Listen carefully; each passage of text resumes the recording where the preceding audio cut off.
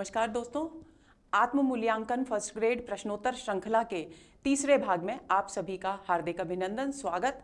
दोस्तों, आज साकेत श्री मैथिली शरण गुप्त की एक कृति जो द्विवेदी युग के एक कवि, महत्वपूर्ण कवि माने जाते हैं और राष्ट्र कवि के पद पर विभूषित भी रह चुके हैं, उन्हें राष्ट्र कवि का सम्मान भी मिल चुका है। और आपको याद दिला दूं दोस्तों कि ये सम्मान उनकी भारत भारती कृति में जो अभिव्यक्त हुई है, जो राष्ट्रीय चेतना, उससे प्रभावित होकर महात्मा गांधी ने उन्हें दिया था। तो आज उन्हीं की एक अनमोल महाकाव्यात्मक कृति साकेत के नवम सर्ग जो हमारे पाठ्यक्रम में प्रस्तावित है, उस पर आधारित प्रश्नोत्तर करने वाले हैं। तो चलिए शुरू करते हैं आज का सत्र। आज के सत्र का पहला प्रश्न दोस्तों, साकेत जीवन काव्य है। इसमें एक व्यक्ति का जीवन अनेक अवस्थाओं और व्यक्तियों के बीच अंकित है। यह कथन किस विद्वान का है? A doctor Dhirendra Verma, B doctor Namvar Singh, C doctor Ramvilas Sharma और डी डॉक्टर नगेंद्र। तो दोस्तों, डी विकल्प इस प्रश्न का सही उत्तर है। डॉक्टर नगेंद्र ने साकेत के विषय में ये विचार व्यक्त किए हैं, ये कथन उनका है। उनका कहना है कि साकेत जीवन काव्य है। जीवन काव्य कौन सा होता है? जो प्रत्यक्ष रूप से मानव जीवन की स्थितियों से संबंधित होता है। फिर उन्होंने आगे कहा है, इसमें एक व्यक्ति का जीवन अनेक अवस्थाओं और व्यक्तियों के बीच से गुजरता है। तो वो व्यक्ति कौन है? वो व्यक्ति है उर्मिला, क्योंकि साकेत में पूर्णतः उर्मिला के जीवन को केंद्र बनाकर के ये बात कही गई है। तो डी विकल्प इस प्रश्न का सही उत्तर है। आगे चलें। दूसरा प्रश्न, अवध को अपनाकर त्याग से पंक्ति का क्या अर्थ है? अवध को सदा के लिए छोड़ना, पहले अवध को अपनाना फिर त्यागना, अवध को हृदय में स्वीकार कर उसे धर्म पालन के लिए त्याग कर वनगमन करना, अवध के मोह से मुक्त होना। तो दोस्तों, अवध को अपनाकर त्याग से पंक्ति का क्या अर्थ है? इस पंक्ति का अर्थ है अवध को हृदय में स्वीकार कर उसे धर्म पालन के लिए त्याग कर वन में गमन करना। दोस्तों, आंशिक रूप से यह कथन भी बिल्कुल सही है, पहले अवध को अपनाना फिर त्यागना। लेकिन जो भाव साकेत में इन पंक्तियों में कवि ने व्यंजित किया है, वो व्यंजित भाव सी विकल्प में ही अभिव्यक्त होता है, क्योंकि श्री राम के संदर्भ में यह कथन कहा गया है और इसमें कहा गया है कि पहले हृदय में वो अवध को धारण करते हैं और उसके बाद धर्म पालन के लिए, यानी अपने कर्तव्य पालन के लिए, धर्म शब्द का हमारी संस्कृति में जो मूल अर्थ है दोस्तों, वो है धारयति इति धर्म, यानी धर्म जो धारण किया जाता है, यानी हृदय से हम जिस कर्तव्य को का पालन करने के लिए आगे बढ़ते हैं, कदम आगे बढ़ाते हैं, वही हमारा धर्म है। तो धर्म पालन के लिए त्याग कर वन गमन करना, ये इसका है। और एक पंक्ति ऑप्शंस में और आ सकती है कि अवध को अनासक्त भाव से अपनाना। यदि ये विकल्प हो तो भी आप इस विकल्प को सही करेंगे। यदि ये विकल्प नहीं है तो यहां अनासक्त का मतलब है आसक्ति रहित भाव से, यानी त्याग भाव से। तो यहां ये जो कथन है, इसका एक ऑप्शन ये इस तरह का भी परीक्षा में आ सकता है, तो आप बिल्कुल ध्यान दें। आंसर हुआ सी। अगला प्रश्न, सघन गहन कानन को नंदन मानने का क्या अर्थ है? वन को नंदन वन के समान सुखदायक मानना, वन में लोक मंगल के कार्य करना, घने जंगल में निर्भीक होकर रहना, या उपर्युक्त में से कोई नहीं। तो दोस्तों, सघन गहन यानी सघन यानी घना, और गहन यानी बहुत अधिक घना डरावना वन, उसको नंदन वन स्वर्ग का वन माना जाता है, जिसको माना जाता है कि पूरी सृष्टि में सबसे सुंदर अगर वन है तो वो है नंदन वन, जो इंद्रपुरी में स्थित है। तो उसको गहरे घने भयानक जंगल को नंदन वन के समान मानने का क्या अर्थ है? वन को नंदन वन के समान सुखदायक मानना। तो ए विकल्प इस प्रश्न का सही उत्तर है। तो आंसर हुआ ए। अगला प्रश्न, हुआ योग से भी अधिक उसका विषम वियोग। पंक्ति में वियोग को विषम क्यों कहा गया है? पंक्तियां उर्मिला से संबंधित है। वियोग को सहना उर्मिला के लिए कष्टदायी था। वियोग में उर्मिला को विषम स्थितियों का सामना करना पड़ रहा था। उपर्युक्त दोनों या इनमें से कोई नहीं। तो देखिए दोस्तों, ए विकल्प जो है उसमें कहा गया है कि वियोग को सहना उर्मिला के लिए कष्टदायी था। तो जिस प्रकार के जो कष्ट वो सहन कर रही थी, वो कष्ट नवे सर्ग में साकेत के कवि ने चित्रित किए हैं। दूसरा कथन है कि वियोग में उर्मिला को विषम स्थितियों का सामना करना पड़ा था। कौन सी विषम स्थितियों का जिक्र है? वो विषम स्थितियां जो प्रियतम से अलग होने के कारण उसे अपने जीवन के आसपास जो परिवेश है, जो वातावरण है, उसमें सहन करनी पड़ती है, क्योंकि उसे न तो उपवन आनंद देता है, न उसे जो पक्षी हैं वे आनंद देते हैं, न उसे पुष्प आनंद देते हैं, न लतिकाएं, न बादल, कोई कुछ भी आनंद नहीं देता, बल्कि सब उसकी वियोग की पीड़ा को बढ़ाते हैं। तो प्रियतम के संयोग के साथ जब जो इस परिस्थितियां, जो परिवेश, जो वातावरण उसके लिए सुखदायी था, वो अब दुखदायी हो गया है, इसलिए विषम परिस्थितियों की यहां बात की गई है। तो इस प्रश्न का सही उत्तर हुआ सी, यानी उपर्युक्त दोनों इस कथन का सही उत्तर है। आगे चले। उस रुदंती विरहणी के रुदन रस के लेप से और पाकर ताप उसके प्रिय विरह विक्षेप से, वर्ण वर्ण सदैव जिनके हों विभूषण कर्ण के, क्यों न बनते कविजनों के ताम्रपत्र सुवर्ण के। पंक्तियों के विषय में असत्य कथन है। संपूर्ण पद में श्लेष अलंकार है। उर्मिला की विरह वेदना की पावनता का चित्रण किया गया है। सी, कवियों के नाम ताम्रपत्र के स्थान पर स्वर्ण पत्र पर लिखवाने की बात कही गई है। भाषा में आनुप्रासिकता है। तो दोस्तों, हमें असत्य कथन छांटना है और इन पंक्तियों के विषय में असत्य कथन है सी, क्योंकि यहां क्या कहा गया है, पहले इन पंक्तियों को समझ लेते हैं। देखिए, उस रुदंती विरहणी के रुदन रस के लेप से, पहले कथन में कहा गया है कि संपूर्ण पद में श्लेष अलंकार है, तो रुदंती में श्लेष है, रुदन रस में श्लेष है, वर्ण वर्ण में श्लेष है। यहां इन सब चीजों में इन सब शब्दों में श्लेष अलंकार है। श्लेष अलंकार जहां एक शब्द एक ही बार प्रयुक्त हो लेकिन उसके अलग अलग संदर्भ में अलग अलग अर्थ अभिव्यक्त होते हैं, वहां श्लेष अलंकार होता है। तो रुदंती एक औषधि का नाम है, एक जड़ी बूटी का नाम है, और एक अर्थ है रुदंती का रोती हुई, और रोती हुई कौन है यहां, उर्मिला है रोती हुई। इसी प्रकार रुदन रस एक अर्थ हुआ औषधि रस, औषधि से निकला हुआ रस, और दूसरा हुआ उर्मिला के नेत्रों से बहे हुए आंसू, रुदन यानी रोने से निकला हुआ रस, यानी जल, यानी अश्रु जल। और इसी प्रकार वर्ण का मतलब एक हुआ रंग और एक हुआ अक्षर। तो अब संपूर्ण पद में श्लेष अलंकार है, यह कथन बिल्कुल सही है। उर्मिला की विरह वेदना की पावनता का चित्रण किया गया है, यह कथन भी बिल्कुल सही है। कवियों के नाम ताम्रपत्र के स्थान पर स्वर्ण पत्र पर लिखवाने की बात बिल्कुल नहीं कही गई है, क्योंकि यहां ये जो पंक्ति है, वर्ण वर्ण सदैव जिनके हों विभूषण कर्ण के, यहां कवि कह रहे हैं कि जो प्रिय के वियोग के कारण जो भाव एक एक शब्द में यहां अंकित हैं, अभिव्यक्त हो रहे हैं, वे कर्ण के यानी श्रोताओं के कानों के आभूषण हैं, यानी कानों को सुख प्रदान करने वाले हैं, उनको भाव विभोर करने वाले हैं। ऐसी स्थिति में जबकि इतने सुखदायक, इतने भाव विभोर करने वाले, गहन शब्दों को अभिव्यक्त करने वाले शब्दों का प्रयोग हो, तो भला कवि जनों ने जो ताम्रपत्र है, यानी जो साधारण कवि हैं, वे भला उनके कहे हुए वाक्य स्वर्ण अक्षरों में क्यों न लिखे जाएं। यानी यहां पर स्वर्ण अक्षरों में, ताम्रपत्र पर लिखी हुई सारी बातें स्वर्ण अक्षरों में लिखने की बात नहीं की है, बल्कि व्यंजना है कि ऐसी रचनाएं कालजयी होती हैं। स्वर्ण अक्षरों में लिखने का व्यंजित अर्थ क्या होता है, कालजयी होना, यानी काल की सीमाओं को पार कर भी कोई भी रचना, कोई भी बात अगर अपनी प्रासंगिकता बनाए रखती है तो वो स्वर्ण अक्षरों में लिखे जाने का मतलब होता है। तो वही बात यहां व्यंजित की गई है। और भाषा में आनुप्रासिकता है, तो देखिए आप र वर्ण की है, व वर्ण की आवृत्ति है, तो इस प्रकार भाषा में आनुप्रासिकता है। यह कथन भी बिल्कुल सही है, यानी असंगत कथन है सी। आंसर हुआ सी। अगला प्रश्न, सींचे ही बस मालिने कलश लें कोई न लेकर तरी, शाखी फूल फलें यथेच्छ बढ़ के फैलें लताएं हरी। पंक्तियों में व्यंजित भाव है, पर्यावरण संवेदना, प्रकृति के कण कण तक संवेदना का विस्तार, लोक मंगल एवं आत्मविस्तार, या उपर्युक्त सभी। तो डी विकल्प इस प्रश्न का सही उत्तर है।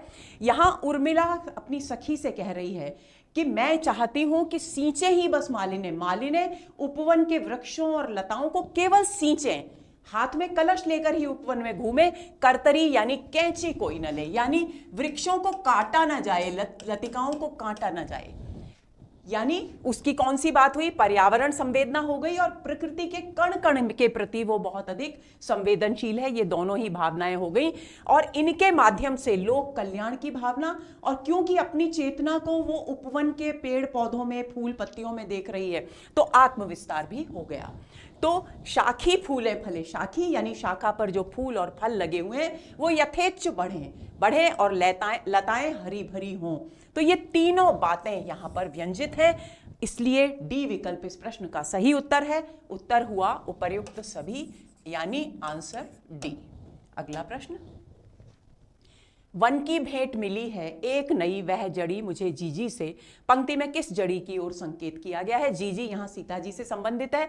वियोग की जड़ी, प्रेम की जड़ी, पीड़ा नाशक जड़ी या आनंद की जड़ी? तो दोस्तों ए विकल्प इस प्रश्न का सही उत्तर है, क्योंकि सीता जी तो वन में श्री राम के साथ गई थी और लक्ष्मण जी भी चले गए थे।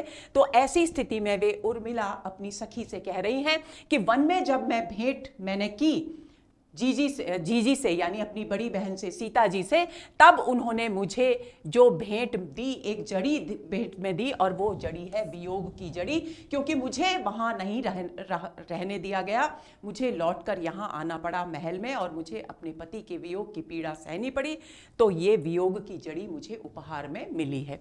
तो जड़ी का सांकेतिक अर्थ है वियोग की जड़ी। आंसर हुआ ए। अगले प्रश्न पर आते हैं। उर्मिला ने स्वयं को रंक भी राज्यशाली क्यों कहा? उसे समस्त राजकीय वैभव वियोग में तुच्छ प्रतीत होते थे। वह विरह वेदना के कारण विलासिता के सभी साधनों का आनंद पूर्वक भोग नहीं कर पाती थी।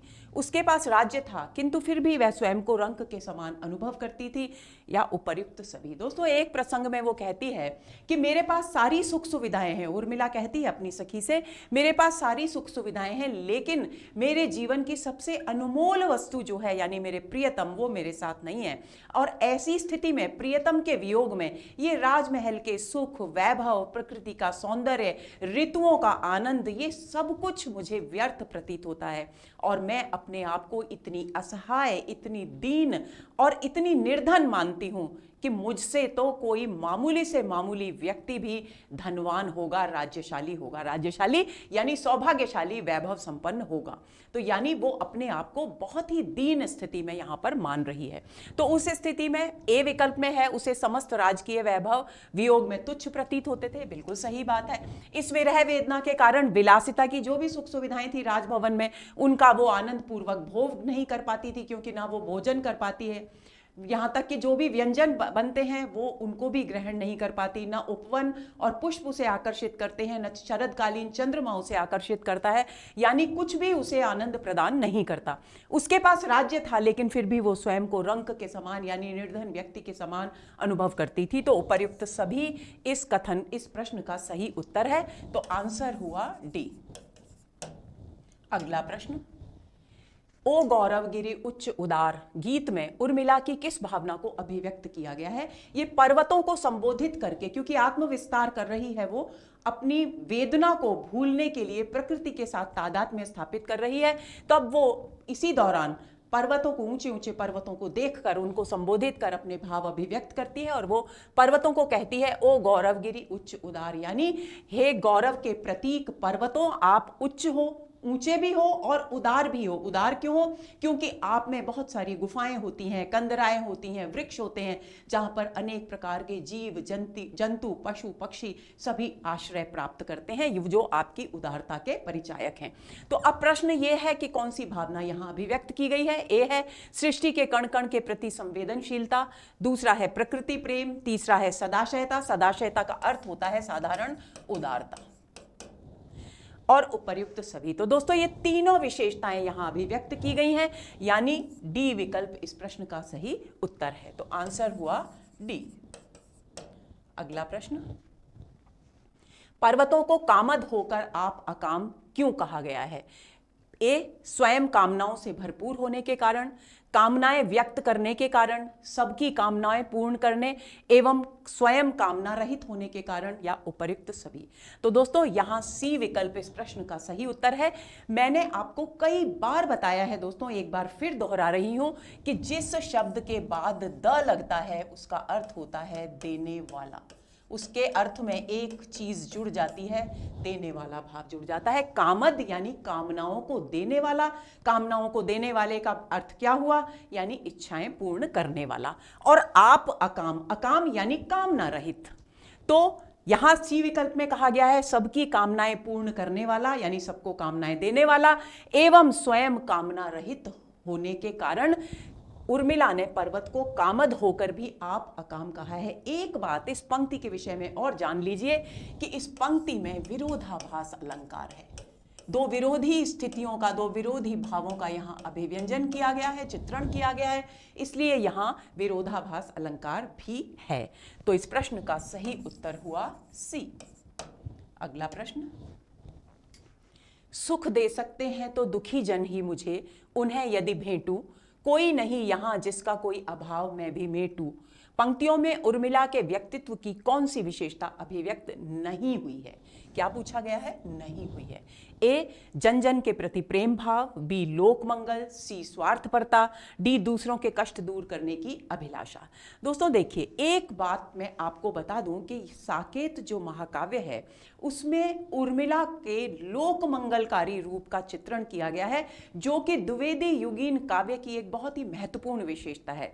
हम प्रिय प्रवास जो अयोध्या सिंह उपाध्याय हरिऔध ने लिखा है, वहां भी प्रिय प्रवास में भी जो चरित्र है राधा का वो लोक कल्याण से जाकर जुड़ता है। इसी तरह से साकेत में उर्मिला का जो चरित्र है वो भी लोक मंगल के भाव से जुड़ता है, यानी अपने वियोग के चरम क्षणों में भी वो अपनी वियोग की पीड़ा को दूर करने के लिए, उससे बाहर निकलने के लिए आत्मविस्तार करती है और जन जन से, हर प्राणी से, हर पशु से, हर पक्षी से और फूलों से, पौधों से, प्रकृति के हर बिंदु से वो अपने आप को जोड़ती है और सभी के कल्याण की कामना क्रमिक रूप से करती है। तो यहां पर वो कह रही है अपनी सखी से कि ऐसी वियोग की पीड़ाजनक स्थिति में अगर मुझे कोई सुख प्रदान कर सकता है तो हमारे राज्य में जितने भी दुखी जन हैं वो मुझे सुख प्रदान कर सकते हैं। क्यों सुख प्रदान कर सकते हैं? क्योंकि मैं उनका दुख मिटाने का प्रयत्न कर अपने आप को सुखी कर लूंगी। क्योंकि वे मेरे प्रयत्न करने से उनका दुख दूर हो जाएगा। जब वे सुखी हो जाएंगे तो मैं भी सुखी हो जाऊंगी। तो आत्मविस्तार और लोक कल्याण दोनों यहां पर मौजूद हैं। मैं उन्हें यदि भेंटूं, यानी मैं यदि उनसे मिलूं, अगर दुखी जनों से मैं मिलूं तो वे मुझे सुख प्रदान कर सकते हैं, क्योंकि तब मैं मिलने के बाद उनका दुख जानूंगी और उस दुख को दूर करने का प्रयत्न करूंगी। फिर कोई नहीं यहां क्या जिसका कोई अभाव मैं भी मेटूं, कि क्या इस राज्य में सभी सुखी हैं? कोई भी ऐसा नहीं है जिसके जीवन में कोई अभाव हो, कोई कष्ट हो जिसे मैं मिटा सकूं। ये प्रश्न कर रही है उर्मिला अपनी सखी से। तो इन पंक्तियों में जन जन के प्रति प्रेम भाव है, क्योंकि वो दुखी जनों से मिलकर उनके दुख को दूर करना चाहती है। लोक मंगल का भाव है, क्योंकि दूसरों के दुख को दूर कर सुख प्राप्त करना चाहती है। स्वार्थपरता बिल्कुल भी नहीं है, दूसरों के कष्ट दूर करने की अभिलाषा तो है ही। यानी कौन सी विशेषता अभिव्यक्त नहीं हुई है? आंसर हुआ सी, स्वार्थपरता इसमें चित्रित नहीं है।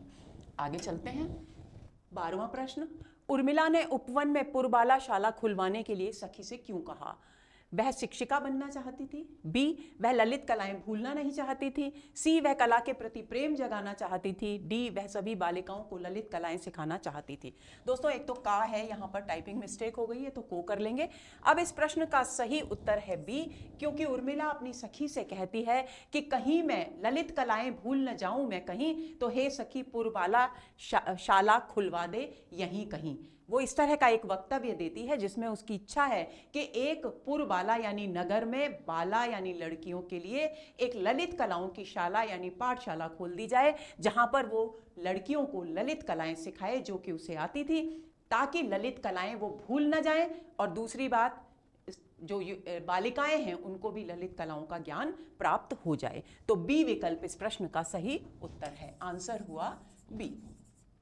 अगला प्रश्न, लाते तुम ही हा प्रिय पत्र पोत वे दुखाब्दि में जो बनते सहारे। पंक्ति के संदर्भ में असंगत कथन है। यह कथन उर्मिला ने तोते से कहा है। इस पंक्ति में अनुप्रास और रूपक अलंकार हैं। इस पंक्ति में उर्मिला अपनी विरह वेदना अभिव्यक्त कर रही है।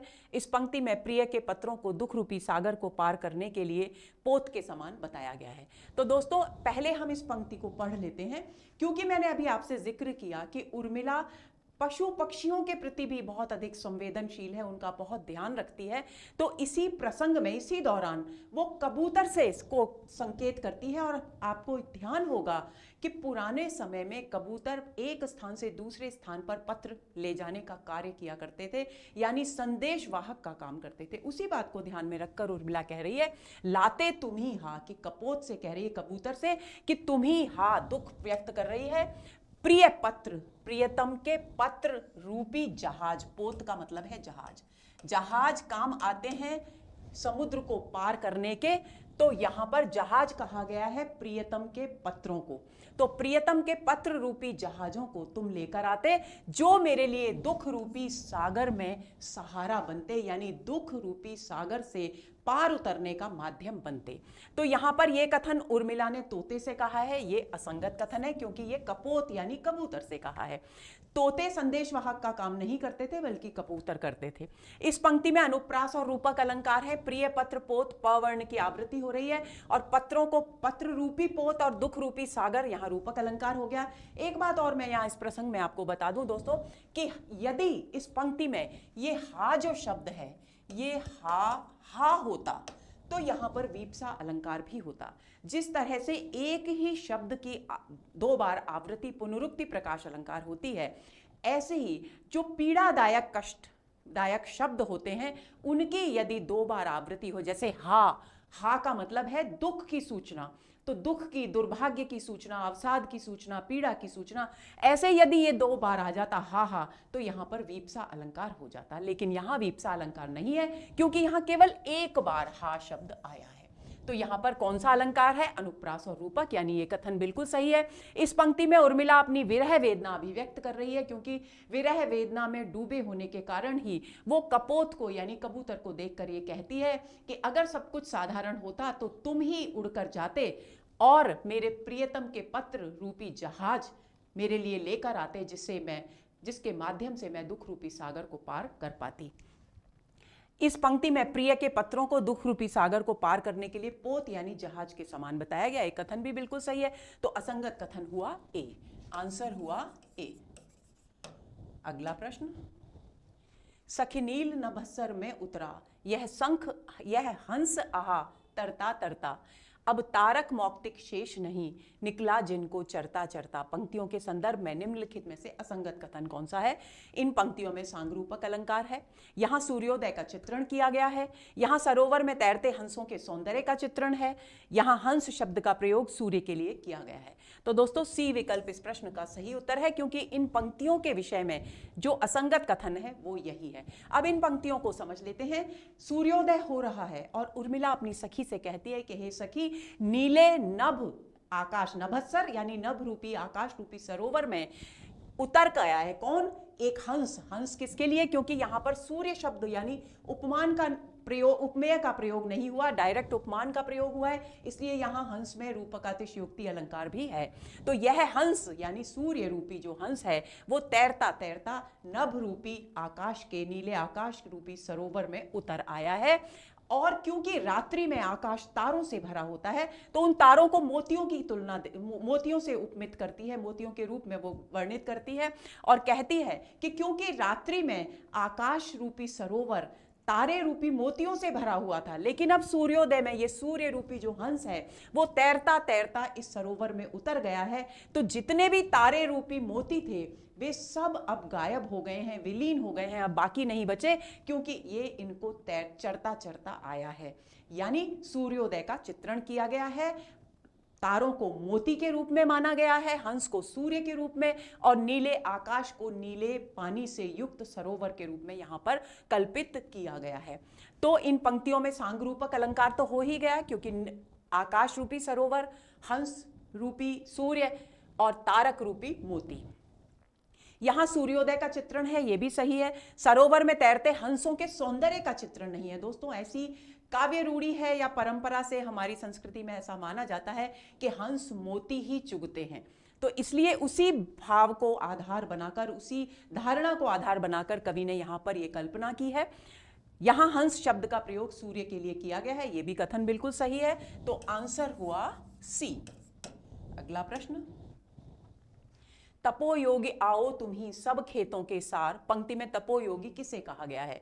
पवन को, सूर्य को, चंद्रमा को या पृथ्वी को? तो दोस्तों बी विकल्प इस प्रश्न का सही है। सही उत्तर है सूर्य को यहां तपोयोगी कहा गया है। और क्या कहा है? उर्मिला कहती है तपोयोगी यानी हे सूर्य तप कर योग करने वाले, हे सूर्य तुम आओ क्योंकि तुम इन सभी खेतों के सार हो, यानी इसमें जो जीवन का संचार करोगे, इनको जो पुष्पित और पल्लवित करोगे वो तुम्हारी धूप से, तुम्हारी किरणों के माध्यम से ही होगा। तो सूर्य को यहां तपोयोगी कहा गया है। आंसर हुआ बी। अगला प्रश्न, आकाश जाल सब ओर तना, पंक्ति में आकाश जाल शब्द के द्वारा किस जाल की ओर संकेत किया गया है? ए सूर्य की किरणों का जाल, बी जालीदार वस्त्र, सी भ्रम का जाल या डी विरह का जाल? तो ए विकल्प इस प्रश्न का सही उत्तर है। दोस्तों पंक्तियां इस तरह से हैं ये, आकाश जाल सब ओर तना, रवि तंतुवाय है आज बना। तंतुवाय जुलाहे को कहते हैं। जिस तरह से जुलाहा कपड़े बुनता है उसी तरह से किरणों का जाल फैल गया है। तो उर्मिला कहती है कि आकाश में किरणों का जाल सर्वत्र छा गया है। ऐसा लगता है मानो आज सूर्य नहीं रहा बल्कि तंतुवाय बन गया है। तो सूर्य की किरणों के जाल की यहां बात की गई है। तो आंसर हुआ ए। अगला प्रश्न, ये किसके उच्छ्वास से छाए हैं सब ओर, पंक्ति में किसे उच्छ्वास के समान बताया गया है? ए विरह वेदना को, बी सूर्य के प्रकाश को, सी कोहरे को या डी बादलों को? तो दोस्तों डी विकल्प इस प्रश्न का सही उत्तर है। बादलों को उच्छ्वास के समान बताया गया है। यहां का प्रश्न करती है उर्मिला कि ये जो बादल आकाश में, क्योंकि वर्षा ऋतु है, आकाश में सब तरफ बादल छाए हुए हैं, तो ये ऐसा लग रहा है मानो ये बादल नहीं बल्कि किसी पीड़ित व्यक्ति के उच्छ्वास हैं। तो ये किसके उच्छ्वास हैं जो सारी परिवेश में छाए हुए हैं? क्योंकि वो स्वयं विरह वेदना से पीड़ित है, इसलिए सर्वत्र उसे विरह की वेदना ही दिखाई दे रही है। तो इस प्रश्न का सही उत्तर हुआ डी। अगला प्रश्न, गरज रहा गज सा झुकझूम, पंक्ति में किसे गज के समान बताया गया है? पृथ्वी के पानी को, बादलों को, हाथी को या वृक्षों को? तो दोस्तों बी विकल्प इस प्रश्न का सही उत्तर है।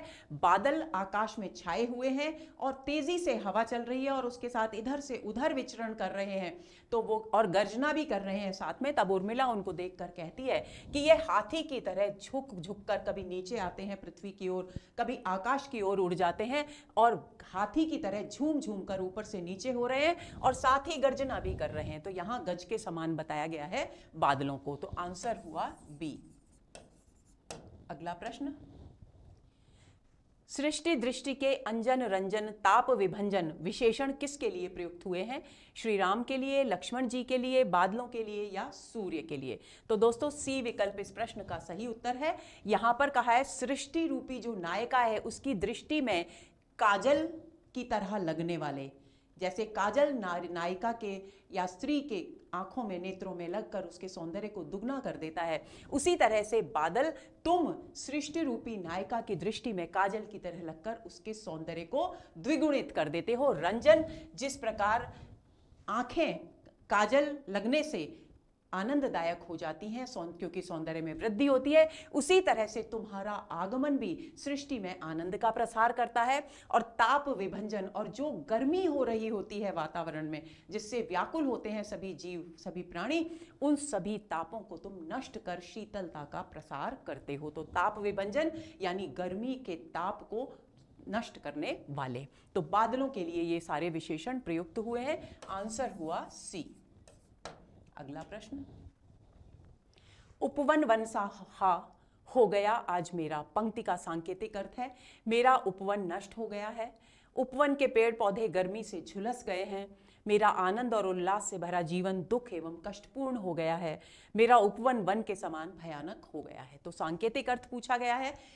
उर्मिला अपने उपवन को देखती है और क्योंकि उसका ध्यान नहीं है और एक दिन अचानक उसका ध्यान उपवन की ओर जाता है, विरह वेदना में डूबे रहने के कारण वो उपवन की ओर ध्यान नहीं दे पाती, तो वो महसूस करती है कि बहुत सारे जंगली पेड़ पौधे उग गए हैं और वृक्ष और लतिकाएं भी बहुत उलझकर झुंड सा बन गया है उनका, यानी बेतरतीबी हो गई है चारों ओर उपवन में। तो उसे वो कहती है अपनी सखी से कि सखी उपवन वन सा हो गया आज मेरा, मेरा ये जो बगीचा है ये उपवन था, एक सुंदर बगीचा था, लेकिन आज ये वन की जैसे जंगली झाड़ियों से युक्त ऐसा दिखाई दे रहा है। ये तो हुआ इसका साधारण अर्थ, लेकिन इसका व्यंजित अर्थ है दोस्तों कि मेरा जो जीवन प्रियतम के संयोग के क्षणों में आनंद और उल्लास से भरा हुआ था, अब वो मेरा जीवन उनके वियोग की पीड़ा के कारण दुख और कष्ट से भर गया है। तो यानी सी विकल्प इस प्रश्न का सही उत्तर है। आंसर हुआ सी। अगला प्रश्न, उर्मिला ने उद्यान को परिष्कृत करने का आदेश क्यों दिया?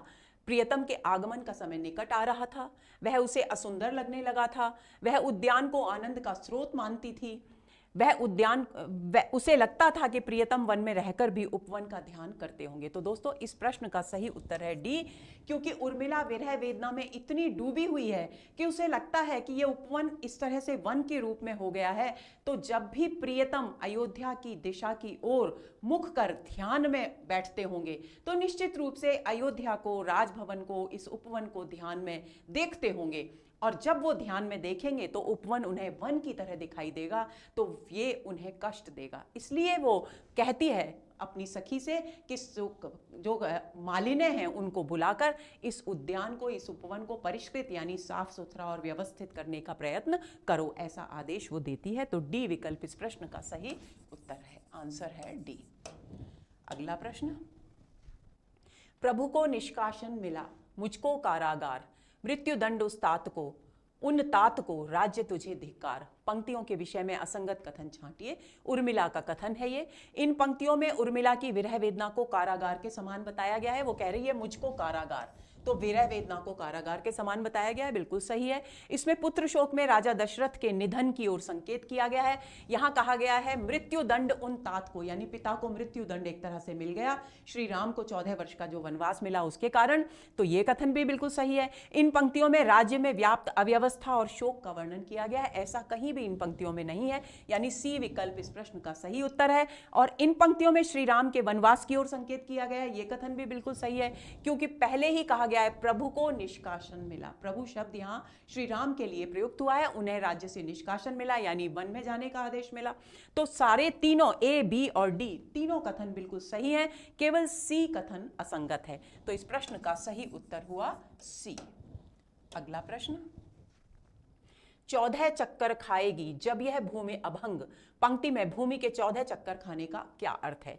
14 लोकों में भ्रमण करना, 14 वर्ष का समय, समुद्र मंथन से प्राप्त 14 रत्न, या 14 कोस का मार्ग। तो दोस्तों बी विकल्प इस प्रश्न का सही उत्तर है। आप सभी जानते हैं कि पृथ्वी को सूर्य के चारों ओर एक चक्कर पूरा करने में 365 दिन लगते हैं, और उन 365 दिनों के समय से हमारा एक वर्ष बनता है। और श्री राम को वनवास मिला था 14 वर्ष का, तो वो उनकी अवधि की गणना कर रही है कि कब उसके प्रियतम लक्ष्मण लौट कर आएंगे। तब वो कहती है कि 14 चक्कर खाएगी जब यह भूमि अभंग यानी बिना रुके, जब ये पृथ्वी 14 चक्कर खा लेगी सूर्य के, तब जाकर के वो अवधि, वो समय आएगा जब प्रियतम मेरे लौट कर मेरे पास आएंगे। तो यहां 14 चक्कर का अर्थ है 14 वर्ष का समय।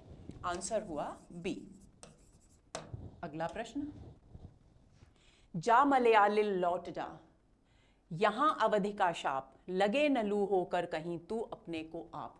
पंक्तियों के विषय में असंगत कथन है। यहां उर्मिला 14 वर्ष के वनवास की अवधि की ओर संकेत कर शीतल मलय पवन को लौटने के लिए कह रही है। दोस्तों ऐसा माना जाता है कि दक्षिण भारत में कहीं एक मलयानिल पर्वत है जहां पर चंदन के बहुत बड़े बड़े वृक्ष हैं, और जो हवा उस मलय पर्वत से टकरा कर आती है वो चंदन की सुगंध को लेकर आती है। और चंदन क्योंकि शीतलता प्रदान करता है, इसलिए उस पवन को स्वाभाविक रूप से शीतलता प्रदान करने वाली पवन माना गया है। तो जब वो पवन आती है तो उर्मिला कहती है उससे कि तू यहां अयोध्या में मत आ, तू यहां से लौट जा। क्यों?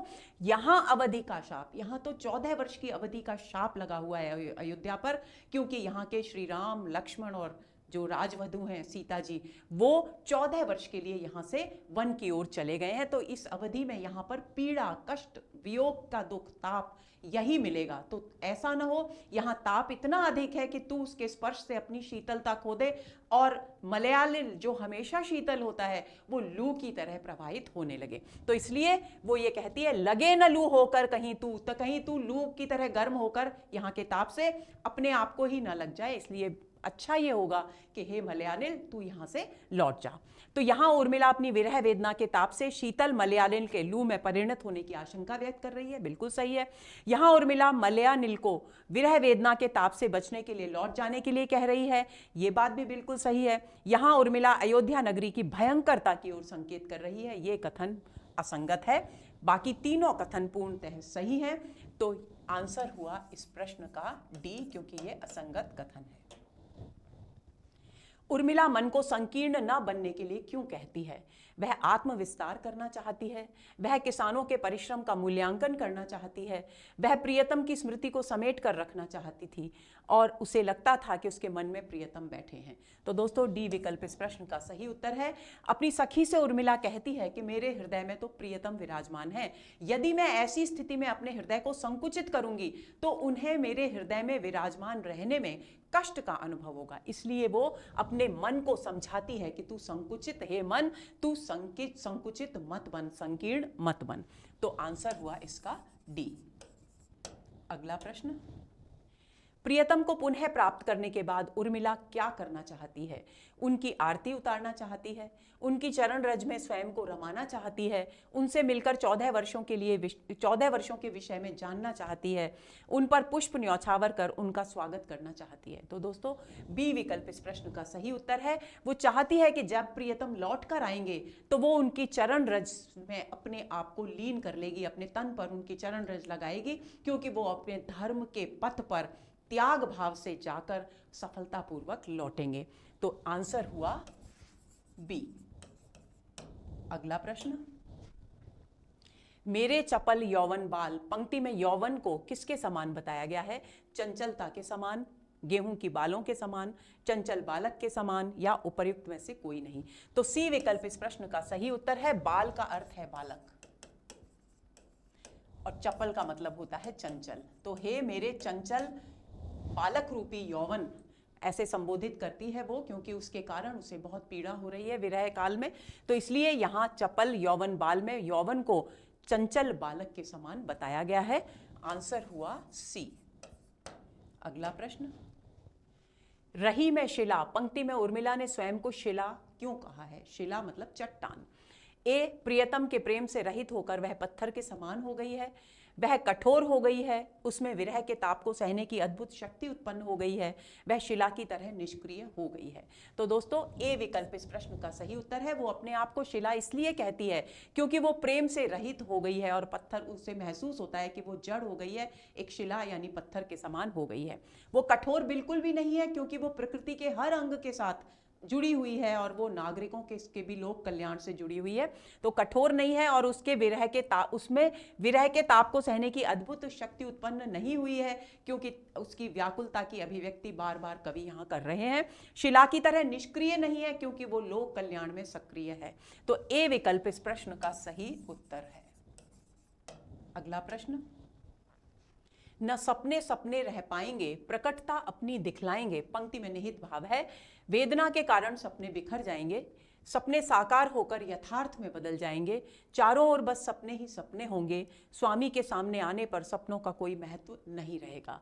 तो दोस्तों बी विकल्प इस प्रश्न का सही उत्तर है। वो कह रही है न सपने सपने के जैसे ही प्रियतम लौट कर आएंगे तो क्योंकि संयोग के दिन आ जाएंगे तो जो सपने हैं वो हकीकत में बदल जाएंगे, इसलिए वो सपनों का अस्तित्व समाप्त हो जाएगा और वे प्रकटता अपनी दिखलाएंगे, यानी वे साकार हो जाएंगे। तो बी विकल्प इस प्रश्न का सही उत्तर है। अगला प्रश्न, हम गिरे अहो तो गिरे गिरे, पंक्ति में गिरने का क्या अर्थ है? धर्मपथ से गिरना, पर्वत से गिरना, नदी के घाट पर फिसलना या अहिंसा के मार्ग से विचलित होना। तो ए विकल्प इस प्रश्न का सही उत्तर है। दोस्तों एक दिन अपनी सखी से चर्चा करते समय उर्मिला कहती है कि उसने स्वप्न में देखा कि उसके प्रियतम लौट आए हैं। तो वो पूछती है कि आप बड़े भाई अग्रज कहाँ हैं, सीता जी कहाँ हैं, सबके लिए पूछती है, लेकिन कहीं कोई दिखाई नहीं देता। तब वो उसे आशंका होती है कि कहीं वे अपने कर्तव्य पथ का त्याग कर वापस तो नहीं लौट आए। तो इस आशंका को अभिव्यक्त करती है वो इस पंक्ति के द्वारा कि हम तो गिर गए, यानी हम अपने धर्म पथ से नीचे गिर गए हैं। कर्तव्य हमारा जो था अपने बड़े भाई और भाभी के साथ जाने का, उनका साथ देने का, वो कर्तव्य हमने नहीं निर्वाह किया, तो हम गिरे, अहो तो गिरे गिरे, कि हम तो पूरी तरह से गिर गए हैं, यानी धर्म पथ से विचलित हो गए हैं, नीचे गिर गए हैं, हमारा नैतिक पतन हो गया है। तो आंसर हुआ ए। अगला प्रश्न, उर्मिला को वेदना भली प्रतीत क्यों प्रतीत होती है? क्यों प्रतीत हुई, ये होना चाहिए दोस्तों। उर्मिला को वेदना भली क्यों प्रतीत हुई? क्योंकि एक गीत है इसमें साकेत के नवम सर्ग में, वेदने तू भी भली बनी, तो उसी पर आधारित ये प्रश्न है। ए, उसे प्रियतम के प्रति अपने गहरे प्रेम का एहसास हो गया, उसे वेदना की आदत हो गई, उसने वेदना को अपनी सखी मान लिया, उसे वेदना में प्रियतम के दर्शन होने लगे। तो दोस्तों ए विकल्प इस प्रश्न का सही उत्तर है, क्योंकि जब विरह वेदना को उसने सहा तो उसे पता चला कि वो अपने प्रियतम से कितना गहरा और एकनिष्ठ प्रेम करती है। तो क्योंकि विपरीत परिस्थितियों में ही प्रेम की परीक्षा होती है, तो उस परीक्षा में वो बिल्कुल पूर्णतः सफल हुई और उसे अनुभव हुआ कि प्रियतम के प्रति उसका बहुत गहरा प्रेम है, इसलिए उसने उसे भली कहा। तो आंसर होगा ए। अगला प्रश्न, इस उत्पल से काय में हाय उपल से प्राण, पंक्ति में उत्पल और उपल का क्या अर्थ है? क्षण और प्रहर, पत्थर और पुष्प, दिन और माह, कमल और पत्थर। तो दोस्तों डी विकल्प इस प्रश्न का सही उत्तर है। यहां उर्मिला कहती है इस उत्पल सी काय में, कि मेरा जो शरीर कमल के पुष्प के समान कोमल है, उसमें मेरे प्राण प्रियतम के वियोग में भी जीवित हैं, इसलिए कितने कठोर हो गए हैं? उपल यानी पत्थर के समान कठोर हो गए हैं, क्योंकि प्रियतम के वियोग में इन्हें तो शरीर त्याग कर निकल जाना चाहिए था, यानी मेरी मृत्यु हो जानी चाहिए थी, लेकिन ऐसा नहीं हुआ।